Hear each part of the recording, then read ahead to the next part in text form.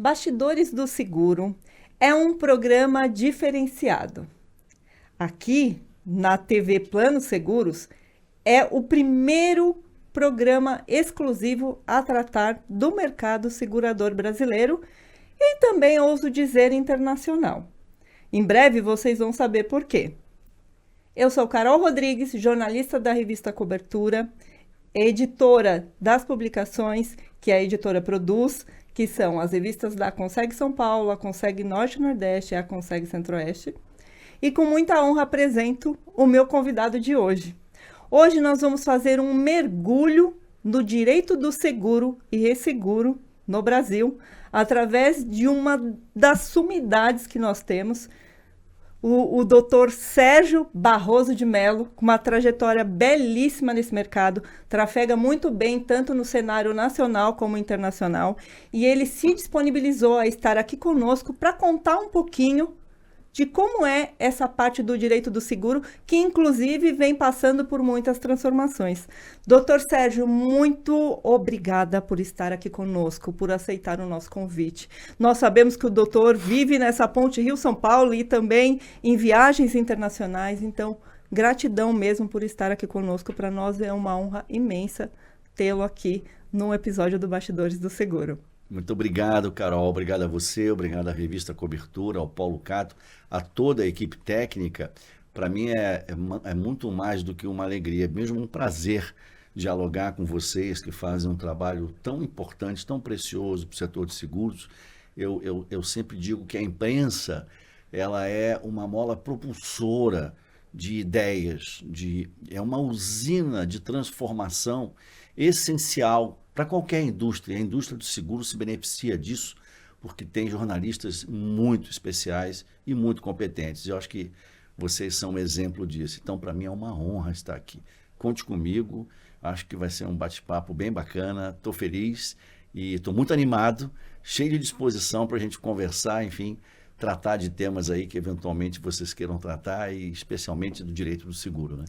Temos muitos assuntos, doutor Sérgio. Aliás, vou passar a chamá-lo de Sérgio a partir de agora no nosso bate-papo. Queria começar entendendo um pouquinho qual foi o seu pontapé inicial no mercado de seguros, como que o Sérgio entrou no mercado segurador. Olha, Carol, isso aí é aquele tipo de coisa que acontece assim, de maneira inesperada, né? Eu ali no meu primeiro ano de faculdade de Direito, buscando um estágio, me deparei na faculdade com uma propaganda de uma companhia de seguros que infelizmente não existe mais, Companhia Internacional de Seguros, precisavam de estágio. E eu fui estagiário, virei estagiário, eles me admitiram como estagiário. E ali dentro, Carol, eu encontrei uma empresa muito diferente das empresas de hoje. Ela era uma das líderes de mercado e isso foi durante muitos anos, uma empresa muitas décadas de atuação, com capital internacional, enfim, e que tinha uma cultura de investimento nos seus profissionais. Para você ter uma ideia, eu com 2, 3 semanas de companhia, eu fui enviado para a Argentina para um curso de resseguro, como estagiário. Eu fiquei uma semana em Buenos Aires. Naquela época, a Argentina era muito desenvolvida nessa área, tinha uma linha de negócios muito forte em resseguro, e a Companhia Internacional, também é interessante comentar, embora a gente já tivesse, óbvio, a figura do IRB, né, desde a década ali de 40, mas no momento em que o IRB foi criado, a Companhia Internacional de Seguros ela fazia esses negócios de resseguro com todo o mercado internacional, e por um acordo que ela fechou, ela acabou mantendo uma linha de resseguro direto, mas naturalmente depois repassando ao IRB. Isso obrigava a companhia a ter uma área de resseguro. Foi ali, então, que eu comecei a ter contato com a matéria, né? Isso ali, vamos dizer, do meado para o final da década de 80. E aí comecei a fazer outros tantos cursos, todos os cursos que a gente queria fazer, a companhia, enfim, dava apoio.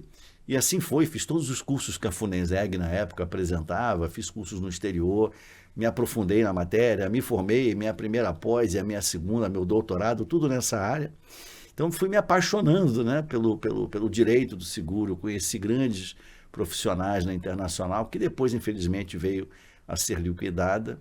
e ao ser liquidada, eu então acabei montando um escritório de advocacia, né? E assim foi. Então, meu contato inicial foi por meio dessa oportunidade de estágio e, mais do que isso, dentro de uma empresa que valorizava o profissional, investiu no profissional. Então, acho que eu sou um produto dessa linha, né? Eu lamento muito a gente perceber que hoje as companhias não têm condições de, muitas vezes, uma verba, né? Uma capacidade econômica de fazer investimentos nos seus profissionais, mas isso seria tão bom se pudesse ser feito, sabe, Carol? Porque não só o aproveitamento do profissional de forma imediata, mas também é uma forma de fazer um investimento social, né? Uhum. É uma forma de você preparar pessoas para o mercado, para o futuro, de ajudar a abrir oportunidades, sabe? Então, eu devo muito à Companhia Internacional de Seguros. Acho que esse registro aqui ele é fundamental pelo tanto que ela me entregou e pelo tanto que ela me preparou para ser esse advogado que eu fui, que eu sou, enfim, me deu muita experiência, me deu muita capacidade intelectual no âmbito do direito do seguro e da técnica do seguro, né? É Foi por aí. interessante esse ponto que você citou sobre o investimento em profissionais, porque ainda hoje o mercado carece de profissionais qualificados para atuar na área de seguros e resseguros. É um cenário muito volátil, que a gente vê que não tem mão de obra qualificada no nosso setor. E as companhias aí tem isso, não tem muitas vezes essa condição de investir nesses profissionais. Doutor É Sérgio, verdade. como foi começar a fazer um estágio e já ter uma imersão em resseguro? Porque eu imagino que É, deva ter sido é, extremamente desafiador, porque seguro já não era fácil, já não é fácil. é. Resseguro, mais delicado ainda. Conta pra gente. Carol, foi muito, muito curioso, porque eu precisava primeiro conhecer seguro antes de conhecer resseguro, né? Mas a companhia era tão pujante, era tão rápida, tão dinâmica, que você não tinha muito tempo, você tinha que aprender, né? E assim, claro, eu logo de cara me deparei com vários temas, procurei estudar, parecer. Aliás, é muito interessante que logo que eu entrei, tinha um jurista que tinha acabado de sair de lá, meu querido amigo Ricardo Bechara Santos. O Ricardo Bechara foi advogado durante muitos anos da Internacional e saiu de lá para ir para a Generali Seguradora, se eu não me engano. Só que ele deixou todos os pareceres dele lá, Carol. Ele tinha muitos estudos e quando eu descobri aquilo, eu pegava e eu ficava horas lendo. Depois do horário de trabalho, eu ficava estudando aquilo, fazia uns apontamentos, anotava, porque eram pesquisas muito profundas dos pareceres dele, sabe? Aquilo também me ajudou demais a compreender toda essa mecânica da técnica e do direito, na medida em que eu estudava de forma indireta, aprendia de forma indireta com um grande jurista, que é o Ricardo Bechara, né? Então, assim, quando eu fui chamado para esse curso, na realidade eu era muito jovem, era muito verde ainda, mas eu fui tão bem ciceroneado lá na Argentina, inclusive com a turma que foi comigo, né, que, poxa, eu voltei muito mais entusiasmado, com muito mais vontade até de poder conhecer melhor a técnica do seguro. E a partir de então eu comecei a pesquisar naturalmente cursos que quase não existiam e descobri a nossa Funeseg, né? E a partir dali eu comecei a fazer todos os cursos que tinham na Funeseg, fiz praticamente todos os cursos disponíveis, a Companhia Internacional de Seguros pagando para mim todos esses cursos. E eu diria a você que em 3, 4 anos eu estava ali com uma pilha de diploma, né, desses cursos e com a técnica deles toda já na cabeça, né, já entendendo até de formulação de prêmio. Você vê um advogado saber calcular prêmio, né, Sim. até hoje é muito difícil. Isso me foi ensinado, eu aprendi subscrição de seguro, subscrição de resseguro. Então, Carol, assim, foi uma base técnica tão grande que vem comigo até hoje, me permite olhar, né, os fenômenos que a gente encontra, as dificuldades, né, os problemas que acontecem, as dúvidas, ter um olhar não só jurídico, mas um olhar também técnico, um olhar da indústria, porque eu me sinto de dentro da indústria, eu fui formado dentro dela com a técnica do seguro, do resseguro. Então eu consigo ter, sabe, essa visão mais ampla, o que a gente chama de 360, né?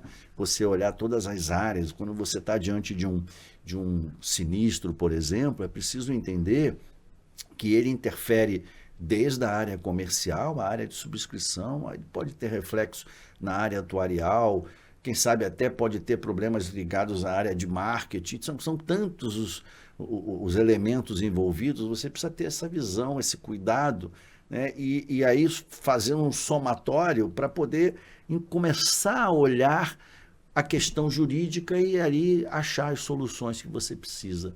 Mas é inegavelmente muito mais fácil quando você tem essa base técnica, sabe? Eu acho que todo advogado de seguro precisava se dedicar a isso, precisava, para efeito de realmente melhorar, se ele quer ser um bom advogado de seguros, ele precisa, ele, ela, enfim, quem estiver à frente dessa tarefa, precisa estudar a técnica do seguro. Porque a técnica, Carol, aí é interessante comentar, a técnica do seguro e do resseguro, ela é praticamente igual no mundo inteiro. A gente fala de princípios quando a gente fala de seguro, né? Princípios atuariais, por exemplo, isso não muda. O que muda é o direito, mas às vezes muda, mas não muda muito. Mas os princípios, eles são imutáveis. Então, se você consegue compreender a técnica com o manuseio desses elementos, por exemplo, a aleatoriedade, o mutualismo, todos esses princípios e tantos outros, você começa a ser não só um advogado, mas aí sim um advogado dominador da técnica do seguro, confiante e preparado para os desafios que virão para você, né? Eu acho que assim, isso para mim foi um grande diferencial, sabe, Carol? Eu não tenho a menor dúvida, foi um grande diferencial. Sim, com toda certeza. Bom, hoje o que você se inspirou lá no Dr. Ricardo Bechara, hoje você é essa inspiração para muitos profissionais do mercado. Não à toa, inclusive recentemente, você recebeu uma premiação, não é mesmo? Um reconhecimento internacional. Olha, Carol, obrigado pela sua generosidade. Eu não sei se eu sou essa inspiração toda, mas se eu for realmente, eu fico feliz, porque assim, eu acho que também uma coisa que a gente precisa fazer é a entrega, né? Eu sempre tive muito cuidado em tratar aquelas pessoas que trabalhavam comigo de uma maneira carinhosa, eu diria. O que é isso? Você olhar o profissional que está vindo e dar a atenção que merece, sabe? Ver o ser humano como ser humano, né? Às vezes vem um jovem que não entende praticamente nada, você orienta. Então eu sempre tive esse cuidado de orientar, como eu estou dizendo aqui, orientar os estudos, orientar a pesquisa. Esse cuidado, eu acho que ele foi assim, essencial para gerar pessoas ao meu redor ao longo de toda essa trajetória, pessoas que fizeram e fazem ainda muita diferença, sabe? Pessoas que, inclusive, hoje nem estão mais comigo, mas que estão em carreiras de sucesso no seguro ou até fora dele. Pra você ter ideia, eu tenho gente que trabalhou comigo que hoje é juiz de direito, promotor, defensor público, procuradora, em outras áreas do direito, mas que passaram por esse cuidado, sabe, da gente incentivar, é o nosso papel de incentivar, de ser compreensivo, principalmente com o jovem.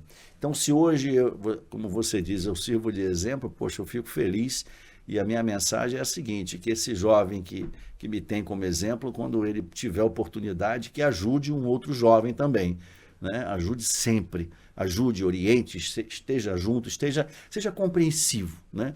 O jovem tem uma insegurança por natureza, ele precisa de mentores, vamos dizer assim, e esse é o nosso papel, isso é uma forma de você entregar à sociedade aquilo que a sociedade te dá, né? Se ela te dá a oportunidade, né? Se alguma força lá de cima te coloca em alguma coisa, você precisa devolver isso. Então a entrega social se dá também por essas oportunidades que a gente precisa dar no dia a dia, sabe? Em gestos, às vezes, simples, né? De compreensão, um olhar, uma palavra amiga, né? A pessoa está aflita porque acha que não vai dar conta do trabalho, que não está entendendo. Você orienta, você mostra uma linha de atuação, de estudo, e assim vai, levanta. Tem que trazer as pessoas para você e não oprimi-las, não colocar de forma tóxica essas pessoas recuadas ao seu redor. Muito pelo contrário. tem que aprender a trabalhar em equipe, em grupo, formar um time, né? Exato, Acho isso Sérgio. importantíssimo. E é tão importante e válido para todas as áreas, né? Sem Todos os dúvida. campos profissionais. Eu acho que nós formaríamos profissionais mais diferenciados se a gente conseguisse fazer essa transmissão de conhecimento, de legado, ter a paciência para auxiliar, porque realmente os primeiros passos profissionais, eles são muito difíceis, né? Então, essa questão de apoiar é muito importante. E, doutor Sérgio, eu queria já que a gente enveredasse por um caminho que eu acho que mostra aí onde está todo o seu ganho de experiência e o que você traz para o mercado.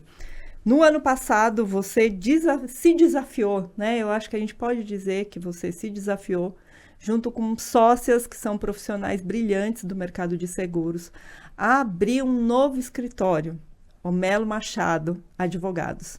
Queria que você contasse como que foi. A gente vai falar um pouquinho da experiência anterior a isso, mas como o doutor falou, eu não perco o vício do doutor, perdão, da visão 360, eu acho que já encaixa muito bem com essa proposta da Melo Machado. Então, queria que o doutor falasse um pouquinho sobre esse passo aí da Melo Machado, falasse das suas sócias. Carol, assim, eu diria que eu fui sócio fundador de um escritório durante 34 anos, que virou uma potência, um escritório muito respeitado, muito preparado, né? E fez e faz muito sucesso no setor de seguros. Mas a gente, assim, foi uma decisão de negócios, sabe? Uma decisão que foi tomada porque a gente queria fazer do nosso jeito. A gente queria fazer o nosso estilo, a gente queria fazer algo que a gente tivesse, inclusive, um prazer, sabe, de estar próximo, de um pouco mais de liberdade. Nós somos amigos, eu até digo que nós somos hoje sócios amigos, talvez mais amigos do que sócios, né? É uma equipe muito coesa, que sentiu essa necessidade, né? Então, assim, acho que o tempo passa e às vezes a gente precisa se movimentar. Chegou um momento que foi assim, uma decisão que é até muito curiosa, porque com muita rapidez a gente conseguiu montar o escritório, se estruturar, né, com uma preocupação enorme em algumas áreas, como, por exemplo, segurança de rede, né, alguns investimentos fortes que nós tivemos que fazer, mas fizemos isso de maneira rápida e, para nossa boa surpresa, já nos envolvendo com operações complexas, operações potentes, dinâmicas, assuntos relevantes do mercado, os clientes nos abraçando, nos dando apoio, nos dando, acima de tudo, confiança, né? Que eu acho que é um pouco fruto do que nós plantamos ao longo desses anos. Então, o acolhimento ele está muito relacionado a isso. E nós estamos felizes, sabe, Carol, porque a gente está fazendo como a gente planejou fazer. É um grupo muito coeso, é um grupo que tem muita experiência, dos meus sócios, das minhas sócias. Quem tem menos experiência, quem tem menos tempo de mercado, tem ali 12, 13, 14 anos. Tem gente com 25, 30 anos de mercado. Eu estou aí com quase 40 anos de mercado de seguros, né? Comecei muito novinho. Então, essa nossa experiência a gente está trazendo para o cliente, sabe? Junto com a presença, Carol. Você falou agora do 360, da visão 360. A visão 360 nada mais é do que a síntese da experiência aplicada à atividade profissional. Você poder compreender que muitas vezes a solução de um tema, de um problema, não se dá apenas olhando 1, 2, 3 lados. Você precisa fazer uma leitura muito mais complexa, muito mais ampla, né? E aí você pega, por exemplo, o setor de seguros. Eu trabalho muito com médios, com grandes riscos, né? Quando você tem um resseguro, e eu sou chamado para atuar para o mercado, eu não estou trabalhando só em um sinistro de seguro.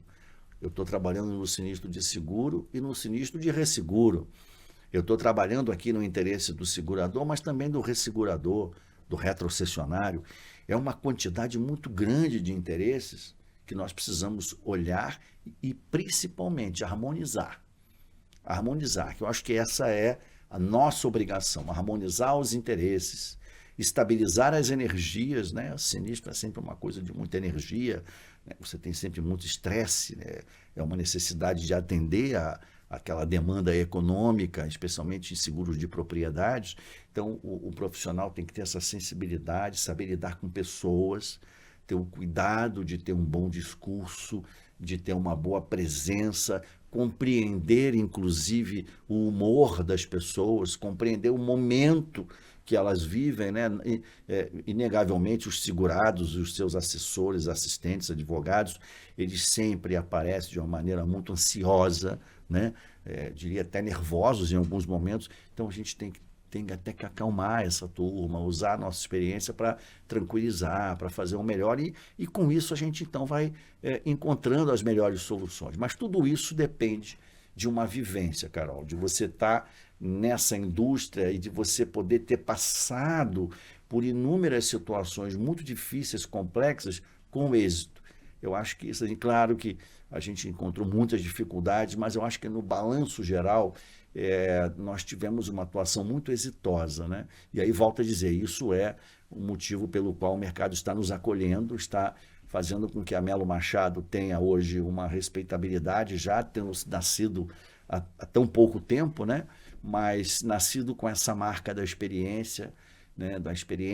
Da visão ampla, da parceria, né? E de estar junto com o cliente. Certo. De estar próximo dele, né? Certo, doutor Sérgio. Nós vamos fazer uma pequena pausa e já retornamos.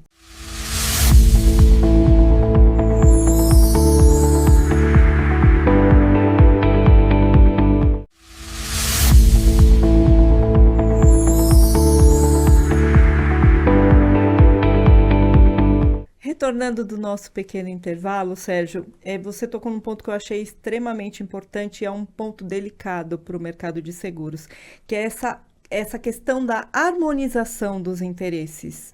Muitas vezes, dependendo do litígio, do que vem, há muita aflição, há muito nervosismo, e aí o papel do advogado, que tem esse conhecimento 360, ele vai muitas vezes além ali de orientar o aspecto jurídico, não é mesmo? Conta um pouquinho como que é esse outro lado.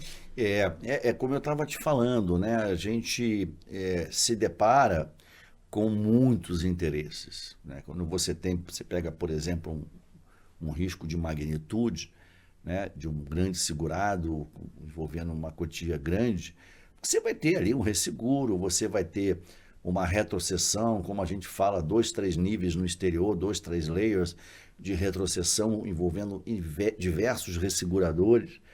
E isso é muito interessante, porque são culturas diferentes, né?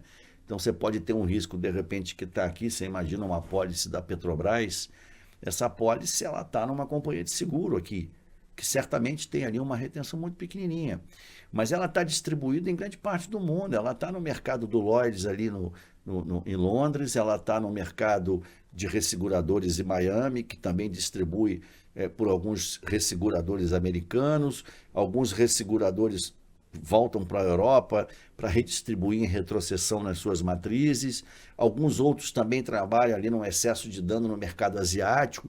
Então, quando você vê um desenho de uma apólice dessa, é tanta gente, Carol, envolvida, que, claro, tem ali uma gestão de toda essa turma feita por um grupo menor, mas existem culturas diferenciadas, existem dúvidas, né? Existem regras diferenciadas.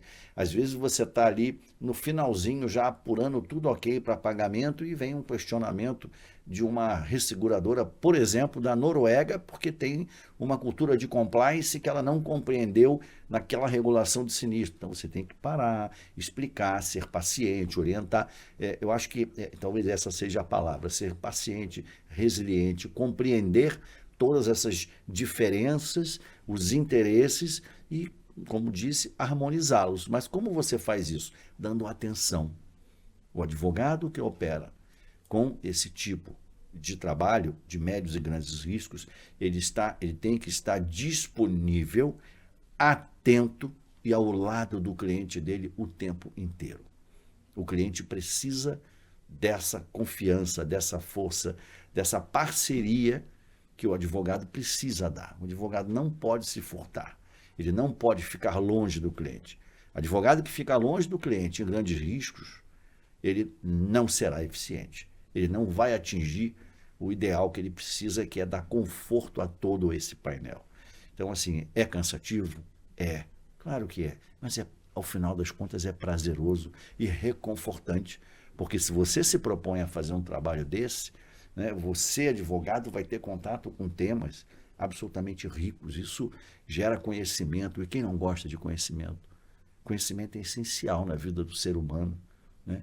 Então, esse é o retorno que a gente recebe, né? Quando você vê a coisa resolvida, né? Pagando um sinistro, ou, enfim, pagando parcialmente o que for, mas quando tudo se resolve corretamente, há um equilíbrio de forças, há um nível de agradecimento, um nível de confiança, uma reciprocidade entre cliente e advogado que gera o prazer, que você olha para você e diz, puxa, eu fiz um bom trabalho como advogado, consegui estabilizar todos esses problemas, essas energias, e agora eu me sinto realizado. Então, assim, mas para isso você não pode ter limites na atenção ao cliente, na presença, em estar ao lado dele.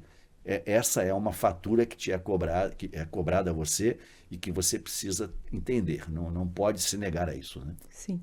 Nossa, doutor Sérgio, quem pega uma apólice de seguro não imagina a complexidade que tem na cadeia do mercado, né? Segurador e ressegurador, quantos players estão envolvidos, quantos especialistas, né, em diversas áreas e aí estão também envolvidos. Os corretores de seguros, os corretores de resseguro, a gente não pode esquecer que, né, você pega, como eu falei, um grande risco, você tem um corretor de seguro no lado, que é aquele sujeito que está na linha direta com o cliente, né? Mas você tem um corretor de resseguro que é quem coloca no painel. Às vezes é até o mesmo, né? Você pega, por exemplo, para te dar um exemplo, uma Marsh, uma EY, uma Gallagher, essas empresas são muito grandes, têm uma segmentação muito boa, elas conseguem fazer bem esse papel, né? E isso até ajuda um pouco, mas por outro lado, às vezes você pega profissionais distintos trabalhando, então são mais interesses que você precisa olhar com calma, precisa analisar, pessoas que você tem que se relacionar, né? Você imagina o corretor de seguros, ele está ligado diretamente ao risco, aquele sujeito que está ali na linha inicial do prejuízo. Então o sistema nervoso deles é o pior possível, né? Se tem uma energia negativa forte que você precisa ter cuidado para tratar bem, é essa que vem dali. Já, por exemplo, o corretor de resseguro, o que ele quer? Ele quer o que o ressegurador quer, informação. Carol, assim, a melhor moeda na relação segurador-ressegurador chama informação. Vou te dar um exemplo. Você imagina um subscritor de risco do Lloyds que está sentadinho lá no Lloyds em Londres, né? Na banquinha dele e tal, com o computador aberto. Aí vem um broker, traz um risco para ele, ele carimba, aceita um percentual daquele risco, muito bem. Recebe o prêmio de resseguro. 6 meses, 8 meses depois, vem um pedido de cash call, de pagamento de alguns milhões. Mas peraí, ele não foi informado do sinistro, não foi dada a oportunidade dele participar, nem de colaborar, nem de fazer provisão, nada. E isso pode acreditar, acontece. Felizmente não é a todo momento, né? Às vezes a informação vem, mas também vem parcial. Então, o que ele quer? Você se imagina no lugar dele, ele precisa de informação, né? Sim. Então, essa relação aqui, o advogado de seguros ele tem que cuidar, ele tem que preservar isso, ele tem que chamar o cliente dele. Se é segurador, ele diz, olha aqui, não tem controle, a authority atua. Você, segurador, está regulando esse sinistro. Mas quer um conselho? Vamos dar informe permanente ao ressegurador, seja através do broker ou numa relação direta. Bacana. Por quê? Porque eu estabilizo também aqui todas essas obrigações e deveres ligadas a provisões, a reservas, ao mesmo tempo que eu estou apurando aqui a cobertura técnica do seguro. No momento que a gente entende que o seguro está coberto, a turma de resseguro está conosco aqui quase online. Então a gente pede esse cash call, o dinheiro vem, sabe, Carol? Vem, você junta e paga. Então é essa visão 360, né, que a gente precisa ter quando a gente trabalha num sinistro de envergadura, de magnitude, né? E é isso que vocês trazem, né, na Melo Machado. Inclusive eu quero mostrar aqui a edição. A Amélia Machado foi capa da edição de dezembro da revista Cobertura, aí, com muita honra para nós, contando a história, um pouquinho do perfil aí dos 4 É, sócios e também falando da fundação da Amélia Machado, que vem aí com muita experiência para ajudar o mercado segurador, que vive um momento extremamente desafiador, né, doutor Sérgio? Com é a verdade. edição da nova lei de contrato de seguros, 15.040, em 2024, tendo o mercado passado por um período aí de adaptação em 2025. Você acha que em 2026 as empresas, as seguradoras, todos os players do mercado entraram nesse ano preparados para a vigência de fato da nova lei? É uma pergunta inspiradora. Bom, primeiro agradecer mais uma vez a revista Cobertura, né, pela gentileza de vocês de nos chamarem para ser capa da revista, da oportunidade da gente mostrar nossa nova operação ao setor de seguros. Então, queria aqui agradecer, registrar a alegria de poder ter sido capa e de poder estar com vocês nessa parceria, né, Carol? Agora, falando da lei, sabe, a Lei 15.040, né? Essa lei entrou em vigor agora em 10 de dezembro passado. Carol, ela é complexa, ela é grande, ela é desafiadora, ela é polêmica. Não é uma lei fácil, né? Pra você ter uma ideia, ela está substituindo o capítulo 15 do Código Civil, que é um capítulo do contrato de seguros. Ali tem 49 artigos, Carol. A gente está indo para uma lei que tem 143 artigos. 80% dela tem ali incisos, parágrafos, alíneas. Ela é muito grande. Então, assim, ela atua em todas as áreas do contrato de seguro. Ela foi além. Ela tem um capítulo de resseguro, Carol. Talvez seja a única ou uma das poucas leis de contrato de resseguro no mundo. Poucos países têm dispositivos de lei de resseguro, porque resseguro é um negócio internacional, é direito privado internacional, ele tem regras próprias, ele não é feito com hipossuficientes, ele é feito com grandes empresas preparadas, assistidas por grandes assessores, por grandes advogados. Então, até isso surpreendeu, sabe? Você pergunta, puxa, Sérgio, dá para se adaptar nesse período de um ano? Não, não dá, Carol. Todo mundo se esforçou, mas é impossível, sabe? É impossível você mexer em todos os seus planos de negócio e fazer com que eles fiquem no molde dessa lei, porque a lei é complexa. Como eu disse, existem pontos que são polêmicos. Você lê várias vezes e fica em dúvida como você vai aplicar, né? Tem questões, por exemplo, de regulação de sinistro, que nos preocupam muito, os marcos temporais. Você tem ali um prazo para informar se está a garantia, se está ok, se está coberta o segurado depois de avisado o sinistro. E depois você vai ter um prazo super curto para pagar. Mas espera aí, para todos os ramos, você pega um ramo como o seguro garantia, o seguro de responsabilidade civil, que são ramos que precisam de tempo para você apurar certas situações, documentos, informações. O prazo da lei é um prazo curto. Quer dizer, o órgão regulador precisa ter essa acessibilidade, eu acho que ele tem, de olhar para a lei, e ele tem, inclusive, esse mecanismo legal de regulamentar e nos ajudar, melhorando um pouco mais, estabelecendo algumas regras mais flexíveis, né? Sobretudo no que diz respeito à área de regulação de sinistro, mas também outras, como subscrição de risco, né? Nós temos ali uma questão muito importante, que é o pedido de cobertura, que tem que ser informado rapidamente pelo segurador se aceita ou não. Tem muita gente já fazendo um disclaimer, né? Já fazendo ali algumas observações e reservas, alguns até já não aceitando de cara algumas coisas que ele aceitaria normalmente. Então, dizer a você se a turma está adaptada, não, e é impossível. A turma está se adaptando no gerúndio, sabe, Carol? Sim. É no gerúndio mesmo, se adapta, em adaptação, né? Por quê? Porque vai ser um processo continuado, né? Sim. Muitas situações vão acontecer e já estão acontecendo, que vão exigir talvez até uma decisão conjunta do mercado, né? Porque é aquela coisa, se você toma uma decisão isolada, faz diferente de todo mundo, e você erra lá na frente, a interpretação jurisprudencial entende diferente de você, você vai ter que pagar um preço alto. Mas se você vai junto com todo mundo tomando uma decisão igual, por exemplo, vamos pegar ali de despesa de contenção, né? Como é que você vai tratar isso? Todo mundo trata do mesmo jeito e a jurisprudência diz que é de forma diferente, fica mais fácil de você, quem sabe com uma pressão maior, resolver isso. Então, assim, eu acho que o trabalho em equipe, a observação do que o mercado está fazendo, né? Tudo isso vai ser muito importante nos próximos tempos. É uma adaptação que vai ser lenta, é uma adaptação que só vai gerar segurança jurídica absoluta quando a jurisprudência se consolidar.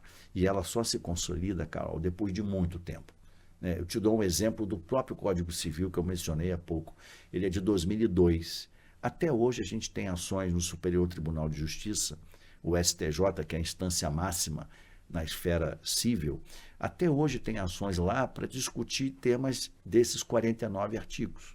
Né? A maioria já está devidamente uma jurisprudência consolidada, mas nós ainda temos alguns temas. Nós estamos falando aí de 23, 24 anos de atuação jurisprudencial. Então, poxa, é uma norma de 143 artigos. Quantos anos eu vou precisar para vários desses temas, inúmeros desses temas, chegarem lá na Corte Máxima e ter uma jurisprudência consolidada? Vai demorar, Carol. E aí você me perguntaria, mas o que fazer nesse período?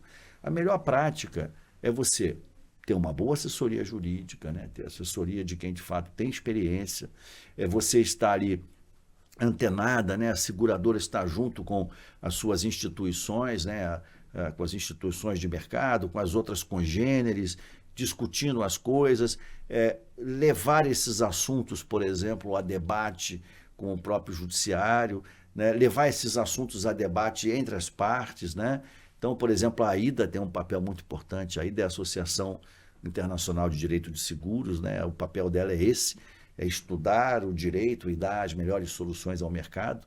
Os advogados de seguros se reúnem para isso e ela está fazendo isso. A AIDA tem inúmeros grupos de trabalho nesse momento, debruçados sobre todos esses temas. Então, fiquem atentos a esses trabalhos que estão sendo publicados, aos eventos que estão sendo realizados, né? Eu acho que vai ser assim, sabe? Uma junção de estudo, de pesquisa, de debate e de levar ao judiciário, que vai precisar muito, muito, Carol, de dados técnicos da indústria para poder compreender os fenômenos que vão surgir e tomar as melhores decisões. Nós não podemos deixar que os processos judiciais que irão surgir cheguem a uma decisão final sem boas defesas, sem bons argumentos, né, sem uma teoria construída com técnica capaz de convencer razoavelmente a magistratura. Esse é um trabalho que a gente precisa ter, que nós temos que nos debruçar, né, preparar todas essas argumentações com profundidade técnica, porque, como eu disse no início, tecnicamente o seguro é igual no mundo inteiro. Então não vai querer o Brasil fazer uma coisa tão diferente, capaz de fulminar o mercado, fulminar de repente uma segmentação de negócios e com isso prejudicar o próprio desenvolvimento do país, já que o seguro ele é uma indústria essencial, né? Eu até, assim, a gente sabe, se você olhar do ponto de vista econômico histórico, Carol, para o mundo, como é que houve o desenvolvimento econômico de alguns países, né? Como é que o mundo se desenvolveu economicamente? Com duas colunas fundamentais, Carol. A coluna do dinheiro, que é o banco, né? O financiamento, e a coluna do seguro. Uma coluna não anda sem a outra. Se a gente quiser ver o país continuar a se desenvolver, a gente tem que fortalecer essas duas colunas, o seguro e os investimentos, o crédito. Isto é essencial. Não adianta minar uma delas ou as duas, porque aí você compromete o desenvolvimento econômico do próprio país, né? Verdade, Sérgio. Eu quero voltar nessa questão do fortalecimento do seguro, mas a gente vai fazer uma pausa rapidinho.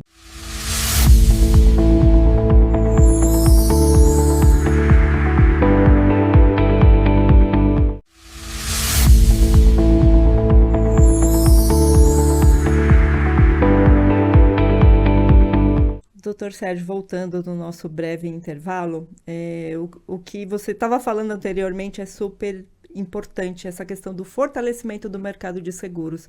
Nós observamos as instituições do mercado, a gente tem aí a própria CNSEG, que é a Confederação Nacional das Seguradoras, muito preocupada com isso, tem o Programa de Desenvolvimento do Mercado de Seguros, que é o PDMS, que vem aí com o objetivo de chegar com que a penetração do seguro no PIB chegue a 10%. Então, qualquer coisa que ocorra que crie uma ranhura ali no mercado de seguros, nessa imagem, pode desconstruir tudo isso que está sendo construído com tanto cuidado, com tanto esmero. A gente nota também as instituições dos corretores de seguros, que também estão integradas a esse projeto. E aí, até dentro disso, queria que o doutor falasse um pouquinho, em termos de mercado internacional, que o doutor sempre faz esse gancho. O que nós temos no Brasil, hoje o mercado está muito alinhado, né? Seguro e resseguro é o básico, é o mesmo. Como que o mercado brasileiro é visto lá fora? Como que está essa imagem, principalmente agora com a edição da nova lei que está aí em vigor? Tem um receio do que se pode correr de risco? As seguradoras, que são empresas internacionais na maioria. Essa pergunta, Carol, ela é muito oportuna. Eu tive no exterior agora, nos últimos 2 meses, fui visitar alguns amigos, clientes no mercado do Lloyd's, também no mercado de Miami, né? Eu não sei se você sabe, ao longo dos últimos anos, o mercado de resseguro em relação à América Latina, ele teve uma mudança. Ele se deslocou em parte do Lloyd's, né, do mercado londrino, para o mercado de Miami. Muitas resseguradoras se instalaram ali para cuidar a partir de Miami da América Latina. Então, hoje a gente tem uma parte de resseguro do mercado da América Latina e do Brasil, obviamente, no Lloyd's, e uma outra parte também muito forte em Miami. São 2 mercados que atendem a nós aqui. Então, eu tive a oportunidade de conversar com essa turma, com esses resseguradores, com esses retrocessionários, para tentar entender como é que eles estavam e tal. E uma coisa que me surpreendeu, Carol, se eu pudesse sintetizar para você as opiniões que me foram colocadas, né, tanto de um lado quanto de outro, eles disseram em geral o seguinte: olha, nós operamos com resseguro no mundo inteiro. Nós operamos com resseguro em países complexos, em países que mudam todo o tempo a sua legislação, as suas regulamentações, e nós nunca deixamos de fazer negócios. Então, o Brasil nos preocupa uma lei nova, é o que a gente percebe, né? A cabeça deles, nos preocupa uma lei nova, mas nós não vamos parar de fazer negócio com o Brasil. Podemos diminuir aqui uma capacidade, fazer uma retrocessão maior para distribuir um pouquinho para os nossos parceiros, para a gente diminuir um pouco a exposição, mas nós não vamos sair desse mercado, né? Talvez a gente venha a dar um pouco mais de authority para o segurador local, porque é ele que está mais familiarizado com a legislação, é o segurador que está mais próximo do problema. Então, deixar que nos primeiros anos ele tenha esse contato, ele absorva melhor as providências que têm que ser tomadas, a maneira como tem que lidar com essa inovação legal, né? E depois, percebendo como isso vai caminhar, a gente volta ainda com mais força, mas continuaremos a ser parceiros do Brasil. Então, esse foi o recado que eu vi, sabe, Carol? E aí, quando você para pensar, puxa vida, como o Brasil é importante, como eles dão valor a nós, né? Às vezes a gente fica com uma baixa autoestima, achando que nós não temos esse valor todo, mas temos sim, eles respeitam muito. Claro que o nosso prêmio de resseguro não é um prêmio no patamar que se gostaria. Eu falo aqui, estou falando já de área econômica, embora seja advogado, mas a gente passa por tudo isso, vê como são as coisas, né? Pra você ter uma ideia, ontem veio para mim, olhando aí alguns boletins de resseguro, Cayman, que é uma ilha desse tamaninho, ilha de Cayman, ali próximo entre Cuba e Estados Unidos, é um mercado de fundos de investimento, e nos últimos 8, 10 anos eles instalaram alguns resseguradores ali também, para todo o mundo. Cayman já produz só de prêmio de resseguro mais de 100 bilhões de dólares. 100 bilhões de dólares. Né? Eu não sei bem os números atuais aqui no Brasil, mas os últimos números que eu vi estavam na casa de 2,5, 3,5 bilhões. Quer dizer, ainda é muito pouco mas mas interessa ao mercado internacional. O que eu quero dizer é que, assim, se Cayman produz já bastante, por que nós não podemos produzir mais? Então, uma legislação como essa que está entrando em vigor, criando dificuldades ao ressegurador, para você ter uma ideia, tem ali um prazo muito curto para o ressegurador dizer se aceita ou não o risco em resseguro. Não é assim que funciona. Você, tirando a liberdade de negociação de parceiros acostumados com o negócio, você cria um ambiente hostil a esses investimentos, né? Coisa que certamente Cayman não fez. Né? Mas Cayman é um paraíso fiscal. Mas e daí que é um paraíso fiscal? Nós podemos ser um também. Isso, ser paraíso fiscal não é contra a lei, não é ilegal, não é imoral. Ser paraíso fiscal nada mais é do que um local onde o ambiente fiscal é muito menor, onde o governo cobra menos impostos, onde o governo dá condições ao empresário de trabalhar com um custo adequado para que ele tenha um bom retorno. Então, será que o Brasil não pode trabalhar dessa maneira também? Será que a gente não pode, né, visualizar um futuro em que a gente consiga atrair esses resseguradores para cá? Né? Eu lembro que quando pensarem em fazer a abertura do IRB, pensarem em fazer um mercado de resseguro aqui forte para a América Latina, perdemos essa oportunidade, Carol. Eu lembro que a gente teve aqui uma movimentação forte, vários empresários foram a políticos em Brasília, trabalharam, vários políticos abraçaram a ideia, mas ela não foi à frente. Aí você veja, Miami foi lá e tomou para ele uma linha de negócios que estava ali quicando, sabe, Carol, e que poderia estar centralizada aqui hoje em São Paulo, no Rio, onde quer que seja, mais no Brasil, né, produzindo prêmio, criando reservas, e tudo isso, obviamente, ajudando o quê? Ao próprio país, porque você traz recursos para cá. Né? Então, assim, você me pergunta como está em nível internacional, como é essa relação. É uma relação de respeito, é uma relação de valorização, mas nós nos subvalorizamos, a gente se desvaloriza muito, a gente não aproveita oportunidades. O que eu vejo na indústria é exatamente uma falta de cuidado, uma falta de atenção a um setor tão fundamental que é o setor de seguros. A indústria não dá, e principalmente os políticos, principalmente os governos, né? Não importa qual seja o governo, historicamente o seguro não tem sido visto como deveria. Se fosse, a gente estaria numa situação ainda muito, mas muito melhor. Agora, a minha palavra, assim, quanto a isso de otimismo, porque eu sempre gosto de ter uma palavra de otimismo, Carol, é que as novas gerações que estão chegando e principalmente a necessidade econômica de se produzir capital, eu tenho certeza que a junção de ideias dessa turma logo, logo vai notar a importância do Brasil, do país, como um polo de resseguro e, quem sabe, criar condições para competir com essa turma que está próxima da gente ali, Miami, Cayman, seja lá onde for. Então, a gente ainda tem condição de atingir esse patamar. Eu sou muito otimista, eu acho que isso ainda pode acontecer. Sim, Sérgio, e é um ponto importante essa questão do olhar dos políticos, de quem está no legislativo, ali olhar para o mercado também e apoiar. É muito importante, e a gente também nota um esforço do próprio mercado, através da própria CNSEG, com o lançamento da agenda institucional, que tem esse papel de orientar e conscientizar sobre a importância do seguro. É quase um trabalho de catequização. Tem que ir assim, bem de formiguinha mesmo, lentamente, ou seja, o mercado de seguros realmente ainda não é reconhecido, mas sonhamos com o dia em que esse reconhecimento vai chegar.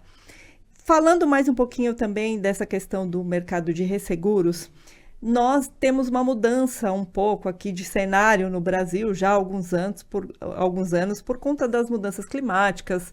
Até alguns anos o Brasil não era tido como um país que tinha catástrofes oriundas do clima, as intempéries, as enchentes, e agora até vendaval, né? A gente já tem alguns fenômenos ocorrendo, e isso mudou um pouco o panorama também de resseguro.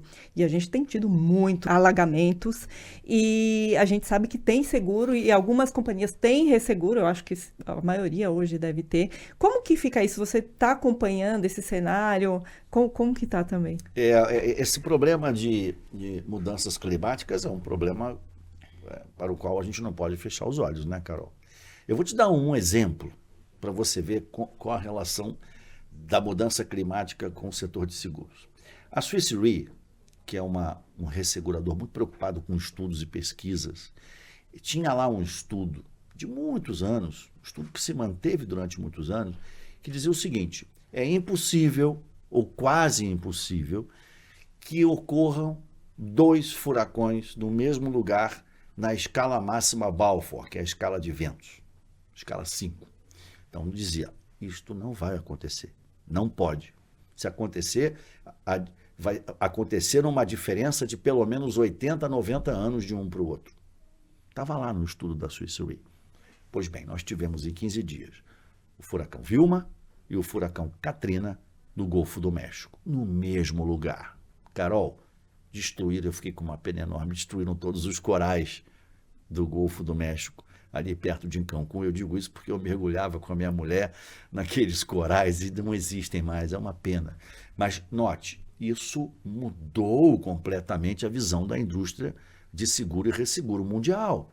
Teve que refazer os seus cálculos atuariais, teve que refazer a análise de severidade, que foi aumentando.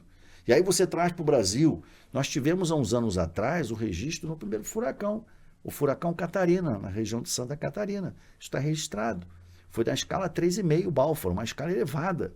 E de lá para cá, como você falou, vários vendavais. Aqui mesmo tem uma linha aqui em São Paulo, se você pegar ali de Presidente Prudente para cá, tem uma região que normalmente é alterada, é atingida por vendavais, e temos muitas indústrias, muitas plantas nessa área que são atingidas também. Aí você pega as enchentes nas grandes cidades do Sudoeste, né? São Paulo, Belo Horizonte, Rio de Janeiro, atinge muitas propriedades, porque são cidades que têm muitas propriedades. Como lidar com isso?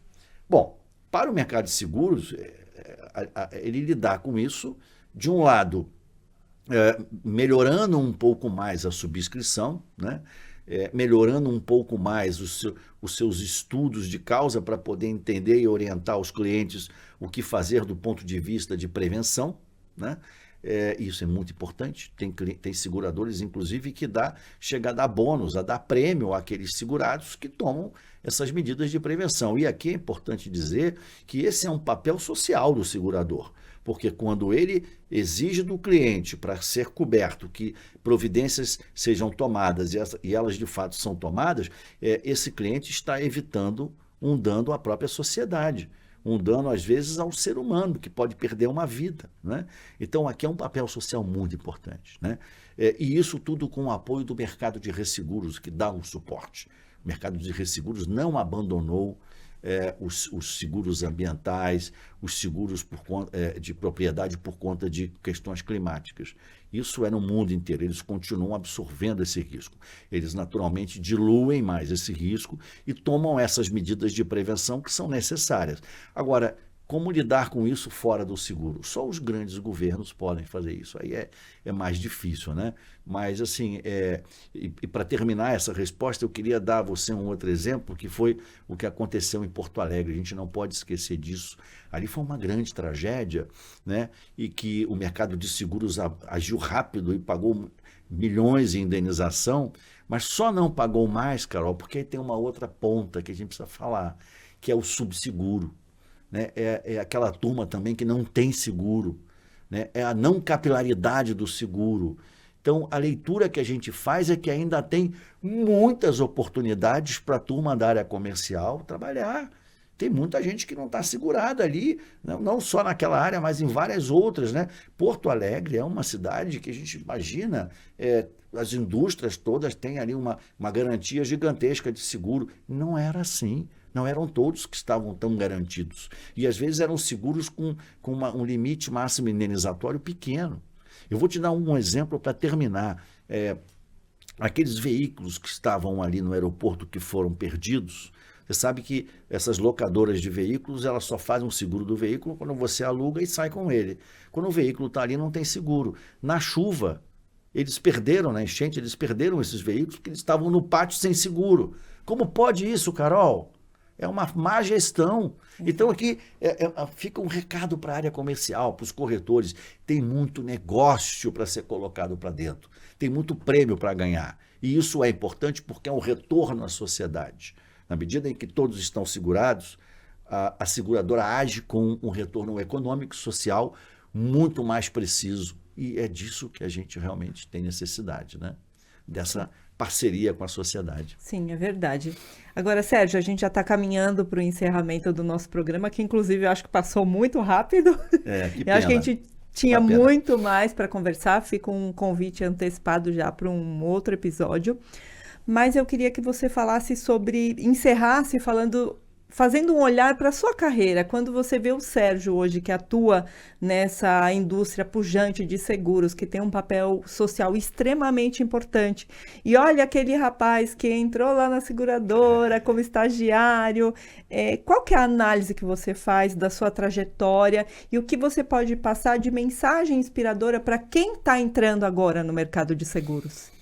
Carol, assim, eu me vejo um profissional maduro, um profissional muito experiente, com muita vivência. Eu vi muita coisa ao longo desses anos, né? Em todas as áreas do setor de seguro, do setor de resseguro.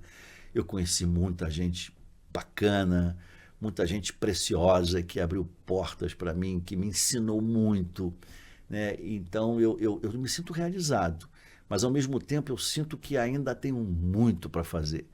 Né? Eu tenho muita energia ainda.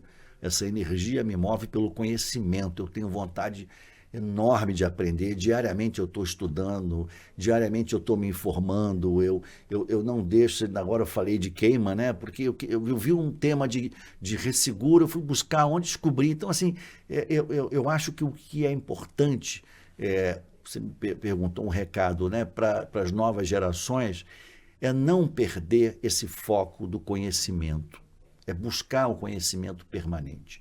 Quanto mais a gente faz isso, quanto mais a gente estuda, pesquisa, se envolve, mais a gente fica jovem, mais a gente fica com gana, com vontade e, sobretudo, preparado para atender melhor ao seu cliente.